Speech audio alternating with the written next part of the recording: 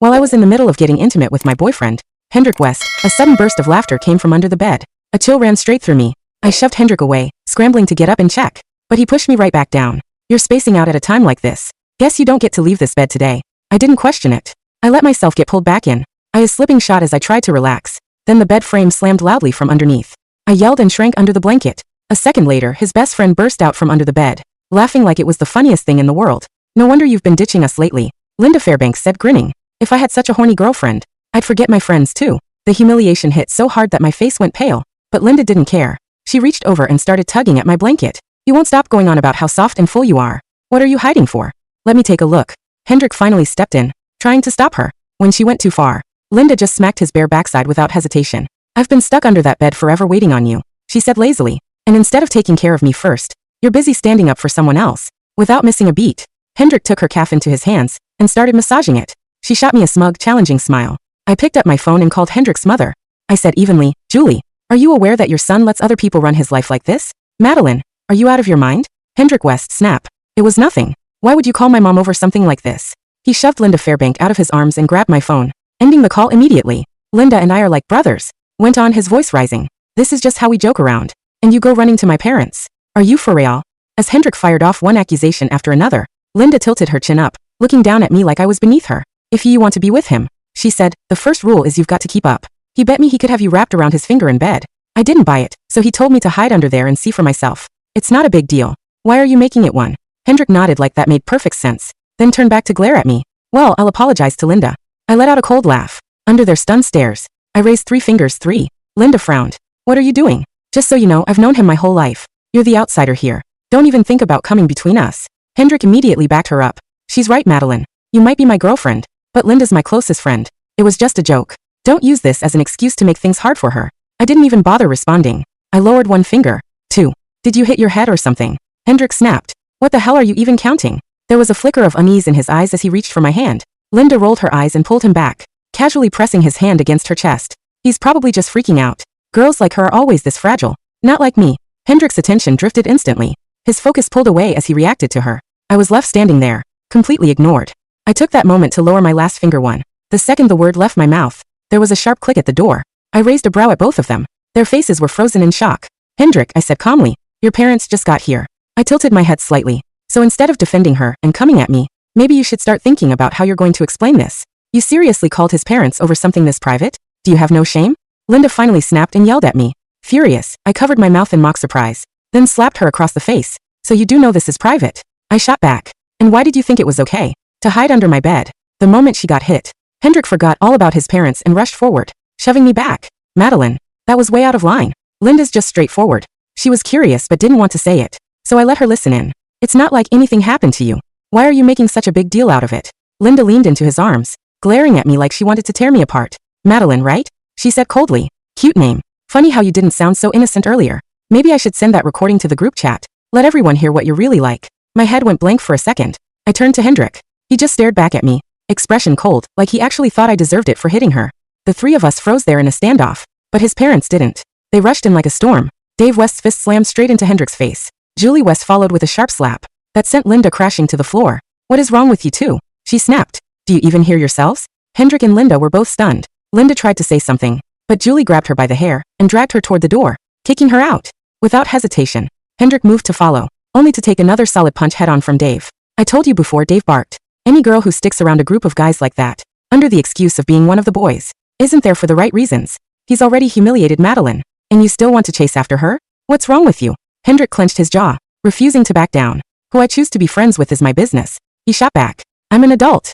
Can you stop controlling me? The words had barely left his mouth before another slap landed across his face. You think we care about controlling you? We're standing up for Madeline. What Hendrik didn't know was that years ago, Dave and my father had served together. Dave had been badly injured and lost the chance to have children of his own. My father had risked his life to bring him back. He adopted Hendrik later on.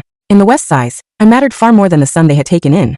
Faced with his parents' anger, Hendrik finally backed down. Madeline, Linda really didn't mean anything by it, he said, forcing the words out. If she crossed the line, I'll apologize for her. Okay, I've already taken enough hits today. Can you just let it go? Under his parents' expecting gaze, I let out a quiet sigh and nodded. My parents had appointed Dave and Julie as my godparents. Since I was a kid, the West had built a massive business empire over the years.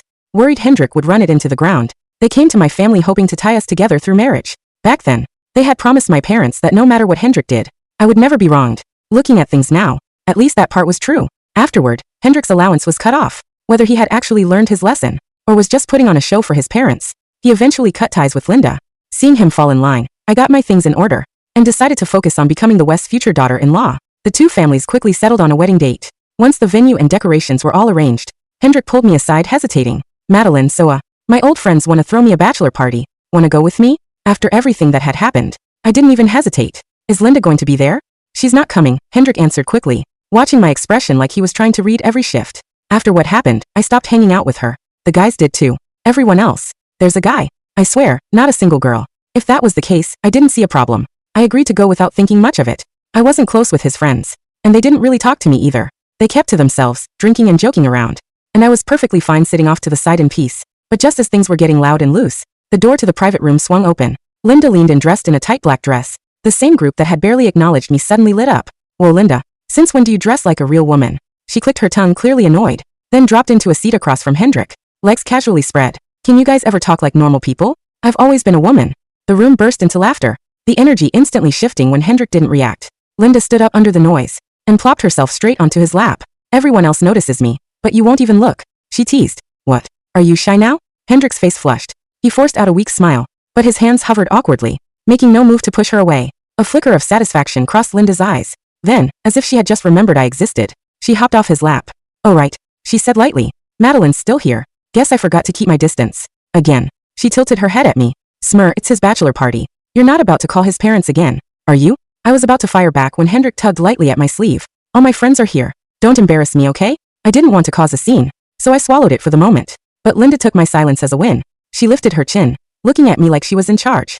Hendrik's marrying you in a few days, she said. So yeah, I should probably see what you're worth. First, he turned and waved at the others. Hey, someone bring a bowl of warm water. They didn't even question it. Laughing, they actually went and got one. Linda shoved the bowl into my hands. Go on, she said casually. Take care of him. Wash his feet. Loosen him up a little, she shrugged. He's got money. He takes care of you, so you should take care of him. Seems fair. My expression didn't change. Then I lifted the bowl and dumped the water straight over her head. You keep talking like you own him, I said flatly. What are you? His manager?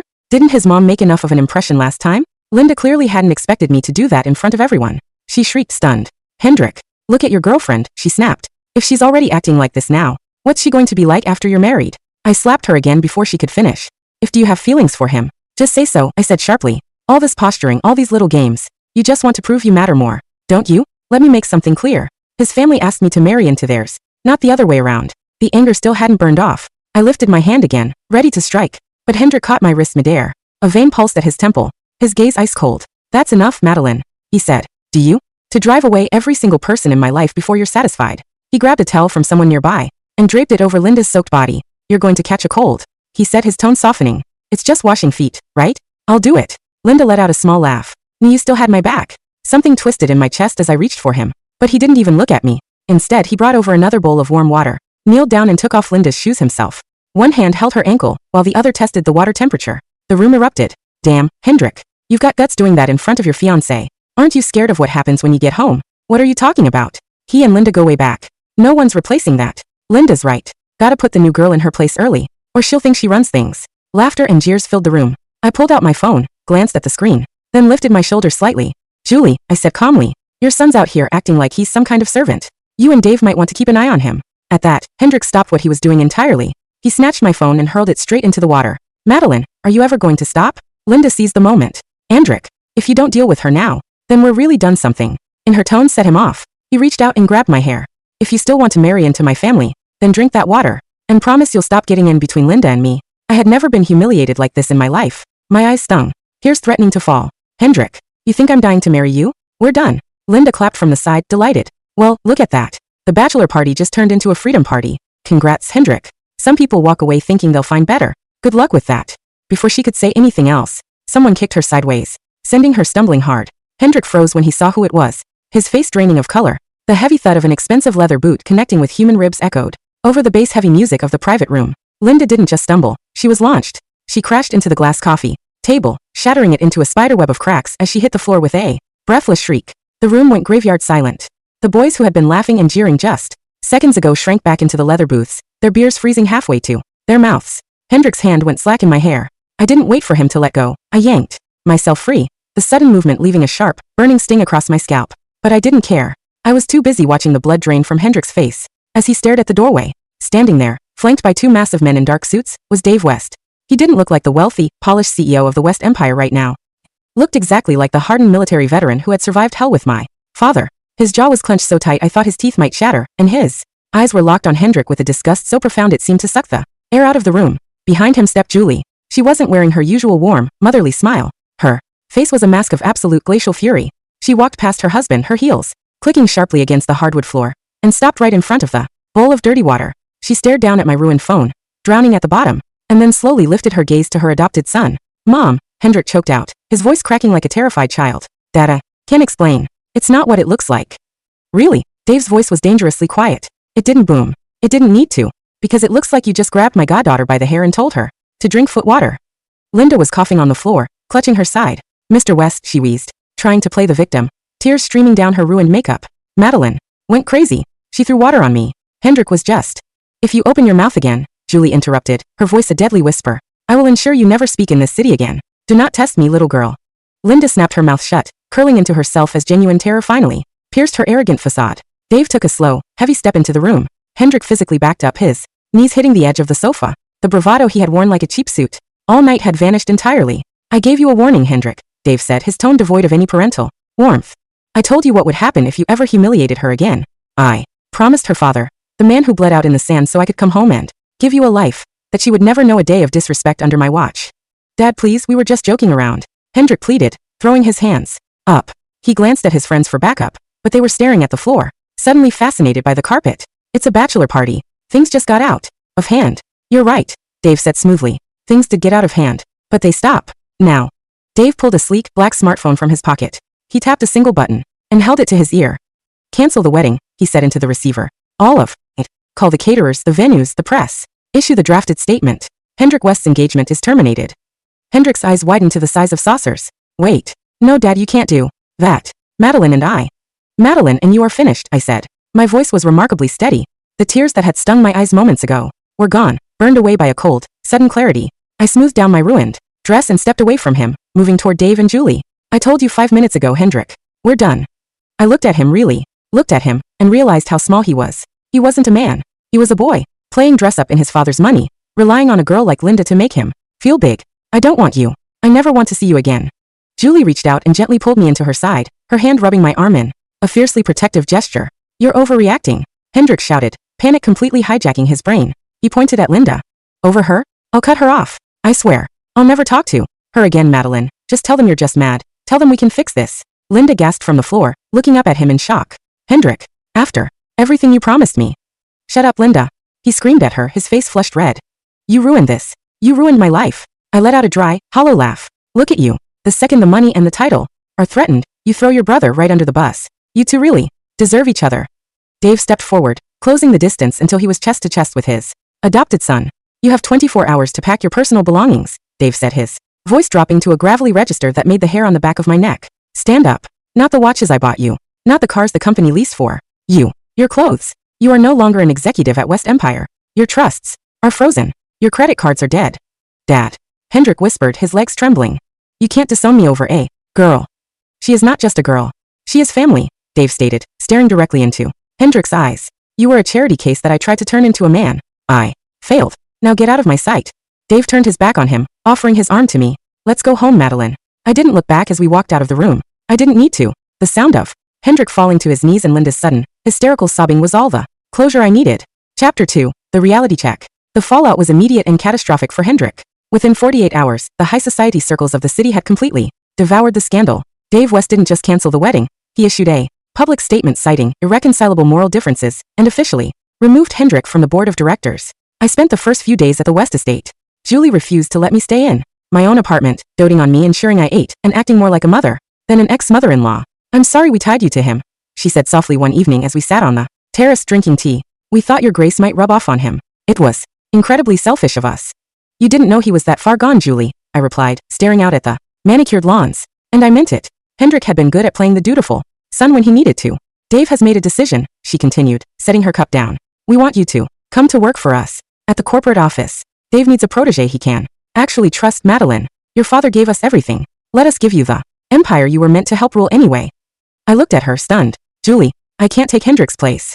You already have, she smiled, a sharp predatory thing that reminded me why she was the matriarch of a billion-dollar family. You always belonged at the top. He was just taking up your space. I accepted the offer. Meanwhile, Hendrik was learning exactly how cold the real world could be. Without his platinum cards and his family's name, his friends vanished faster than smoke in a hurricane. The guys who had laughed as Linda told me to wash his feet suddenly wouldn't return his texts. When he tried to show up at their private clubs, security turned him away at the door. And then there was Linda. A week after the disaster, I received a package of audio files from an unknown number. I later found out Dave's security team had bugged Hendrik's temporary apartment. They wanted to ensure he wasn't plotting any physical retaliation against me. Out of morbid curiosity, I listened to the main file. It was an argument between Hendrik and Linda. What do you mean your card declined? Linda's voice was shrill, completely devoid of the lazy, tomboyish drawl she usually affected. We're at a Michelin star restaurant. Hendrik, do you know how embarrassing this is? I told you my dad froze everything. Hendrik sounded exhausted, pathetic. Can you just cover it? I'll pay you back when he cools down and lets me come home. Cover it? With what? I quit my job because you said I was going to be your VP of marketing once you took over. Just use your savings, Linda. I gave up my whole life for you. I lost Madeline. I lost the company. I lost everything because you couldn't just keep your mouth shut at the party. Excuse me. Linda shrieked, the sound of glass shattering echoing through the audio. You didn't do anything for me. You used me to feel like a man because you knew Madeline was too good for you. You're a broke, pathetic loser. Hendrik, don't ever call me again. A door slammed so hard the audio clipped. The recording ended with the sound of Hendrik weeping alone in a cheap apartment. I deleted the file. I felt absolutely nothing. Chapter 3. The Ascent. 2 years passed. The girl who had cowed under a blanket while her boyfriend's best friend hid under the bed felt like a stranger to me now. I was 26, the vice president of operations at West Empire, and Dave's right hand. I traded soft sweaters for tailored suits that cut a sharp, unforgiving silhouette. I learned how to command a boardroom, how to dissect a quarterly report, and how to fire a man twice my age without blinking. The Wests didn't just give me a job, they forged me into a weapon. And then I met Elias. Elias Thorne was the CEO of Thorne Vanguard, a massive private equity firm in Europe that had just expanded to our coast. He was 30, viciously intelligent, with eyes like storm clouds and a reputation for crushing his rivals without mercy. We met at a charity gala I was hosting on behalf of the West Empire. I was wearing a backless crimson gown, standing near the Champagne Tower, when he walked up to me. He didn't use a pickup line. He didn't peacock. He handed me a glass of champagne and said, "Your restructuring of the logistics division was ruthless. I admire that. You cut 300 million in dead weight in one fiscal quarter." I took the glass, raising an eyebrow. I didn't think Thorne Vanguard paid attention to local logistics, Mr. Thorne. "I pay attention to talent, Miss Fairbank," he murmured, his gaze dropping to my lips for a fraction of a second before meeting my eyes again. "And I've found that the most dangerous people in the room are the ones who survived being underestimated." He knew my history. Everyone in our tax bracket did. But where others saw a scandal, Elias saw a survivor. We started having business lunches, then dinners, then late-night phone calls that had nothing to do with corporate mergers. Elias was everything Hendrik wasn't. He was secure, deeply respectful, and protective without being possessive. When I spoke, he listened. When I pushed back, he matched my energy. For the first time in my life, I felt like an equal to the man beside me. It was on a rainy Tuesday afternoon that the ghosts of my past finally decided to crawl out of the woodwork. I was walking out of a high-end restaurant in the financial district after a lunch meeting with Elias. He had his hand lightly resting on the small of my back, guiding me under his umbrella toward his waiting town car. "Madeline." The voice was raspy, hesitant. I stopped and turned. Standing on the sidewalk, holding a tray of coffees and wearing the uniform of a low-tier courier service, was Hendrik. He looked terrible. The tailored suits were gone, replaced by a cheap, rain-soaked jacket. He had lost weight, his cheekbones sharp and hollow, his hair thinning. He looked 10 years older than he was. "Hendrik," I said. My voice was completely flat. He took a step forward, his eyes darting from me to the imposing figure of Elias, standing by my side. Elias didn't say a word, but his posture shifted, his broad shoulders squaring as his eyes locked onto Hendrik with the cold calculation of a predator assessing a threat. "You look." Hendrik swallowed hard. "You look incredible." "I'm busy, Hendrik," I said, turning back toward the car. "Wait, please." He took another step, but Elias's security detail materialized. Out of nowhere, a wall of muscle blocking Hendrik's path. I just want to talk," Hendrik pleaded, the coffees rattling on his tray. "Madeline, I'm sorry. I'm so sorry. I've spent 2 years thinking about what I did. I was stupid. I let Linda get into my head. She ruined my life. Maddie, she left me the second I lost the money." "And you deserved it," I said, not taking a single step toward him. "You let her disrespect me because you liked the attention. You liked having 2 women fight over you. It made you feel powerful. But you're not powerful, Hendrik. You're just pathetic." Tears mixed with the rain on his face. "My dad won't even take my calls. My mom changed her number. I'm drowning, Madeline. I'm working minimum wage, I'm buried. In debt. Please just put in a good word for me. Just get me a desk job. Anything. Elias looked down at me, his expression calm. Do you want me to handle this, Madeline? No, I said softly. I looked back at the man I almost married. Hendrik, you had the world handed to you, and you threw it away because you couldn't be a decent man. I won't help you. Not now, not ever. Do not approach me again, or my security will handle it. I turned and slid into the back of Elias's car. Elias followed, shutting the door firmly behind us. As the car pulled away, I didn't look out the window. I didn't need to see him standing in the rain. Elias poured 2 glasses of scotch from the car's minibar and handed me one. You handled that well. I felt nothing, I admitted, surprised by the truth of it. I thought I'd be angry or vindictive, but I just felt tired of looking at him. Elias smiled, clinking his glass against mine. That's how you know you've won. Chapter 4. The Final Nail. Linda Fairbank didn't learn her lesson. Women like her rarely do. With Hendrik broke and useless, Linda had spent the last 2 years bouncing between mid-level managers and minor trust fund kids, trying to secure the bag. She had fumbled so spectacularly. But the city's elite is a small club, and Dave West had made sure everyone knew exactly who she was. Nobody with real money would touch her with a 10-foot pole, which is why she resorted to desperation. 3 months after I ran into Hendrik, West Empire was hosting its annual charity gala. It was the social event of the year, covered by every major publication. I was the keynote speaker, officially being announced as the new chief operating officer of the company. Elias was seated at the head table with Dave and Julie, his hand resting comfortably on my thigh under the tablecloth. I excused myself to use the restroom before my speech. As I washed my hands, the bathroom door swung open, and the lock clicked shut. I looked up into the mirror. Linda was standing there. She looked rough. The tight designer dresses had been replaced by a cheap, knockoff gown that didn't fit right. Her makeup was too heavy, trying to hide the exhaustion and bitterness that had etched permanent lines into her face. Well, Linda sneered, crossing her arms. Look at the Ice Queen. I slowly dried my hands with a towel, turning to face her. How did you get past security? I know the catering manager, she spat. It's funny really. You stole my life, Madeline. You stole the company, you stole the Wests, and you stole Hendrik. From me. I actually laughed. I couldn't help it. I stole Hendrik from you? Linda handed him to you on a silver platter. You just didn't want him when you realized his wallet was empty. Her face contorted in rage. You think you're so untouchable now, acting high and mighty with Elias Thorne. I know how you operate. You play the innocent victim, but you're just a gold digging. Stop. My voice wasn't loud, but it cut through the room like a whip. I took slow, deliberate steps toward her. She instinctively backed up until her shoulders hit the door. You want to know the difference between you and me, Linda? I asked, stopping inches from her face. You define your worth by the men you can manipulate. You thought hiding under a bed and acting like one of the guys made you special. It just made you cheap. She raised her hand to slap me, a desperate, pathetic mimic of what I had done to her 2 years ago. I caught her wrist in midair. My grip was iron. I didn't flinch. I wouldn't, I whispered, twisting her wrist just enough to make her gasp in pain. Because the last time you crossed me, I only took your sugar daddy. If you touch me today, I will have Elias's legal team bury you so deep in litigation you won't even be able to afford the clothes on your back. I let go of her arm, watching her stumble. You're a pathetic footnote in my life, Linda. Now get out of my bathroom. I unlocked the door, yanked it open, and signaled the 2 security guards standing in the hallway. This woman snuck in through catering. Throw her out. The service exit. If she resists, call the police.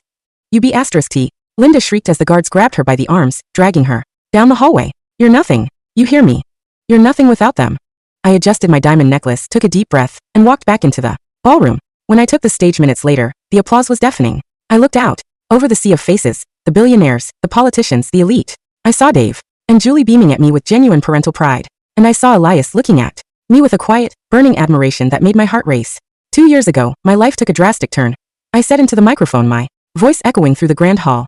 I was taught a very hard lesson about loyalty, respect, and knowing your own worth. Today, I stand before you not as a fiancé or an outsider, but as the COO of West Empire. The room erupted into applause again. I finished my speech, laying out my vision for the company's future. When I stepped off the stage, Elias was waiting for me in the shadows of the wings. He didn't say a word. He just pulled me into his chest, his hands sliding to the small of my back, and kissed me. It wasn't rushed or frantic. It was deep, possessive, and entirely certain. It was the kiss of a man who knew exactly what he had and had no intention of ever letting it go. Marry me, he murmured against my lips. I pulled back, blinking in surprise. Are you serious? Right now? Backstage, Elias smiled, reaching into his tuxedo pocket and pulling out a velvet box. Didn't kneel. He didn't need to. He flipped it open, revealing a flawless, emerald-cut diamond that caught the dim light. I don't need a spectacle, Madeline. I just need you. I've known since the day you looked Hendrik in the eye and walked away that you were the only woman I'd ever want to stand beside me. So let's build an empire together. I looked at the ring, then up into his storm cloud eyes. All the pain, the humiliation, the tears I had shed under that bed 2 years ago felt like they belonged to a different lifetime. Yes, I whispered. The wedding of Madeline Fairbank and Elias Thorne was on the front cover of Forbes, Vogue, and the Wall Street Journal. Dave West walked me down the aisle, tears shining in his eyes as he handed me over to the man I loved. Julie sobbed into a silk handkerchief in the front row. There were no bachelor party scandals.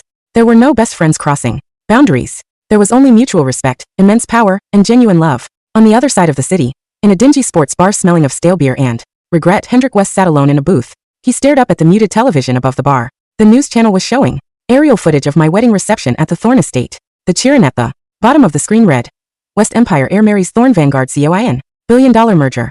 Hendrik took a slow, bitter sip of his cheap beer. He looked down at his phone. His screen cracked, his bank account in the red. He had nothing. No family, no friends, no future.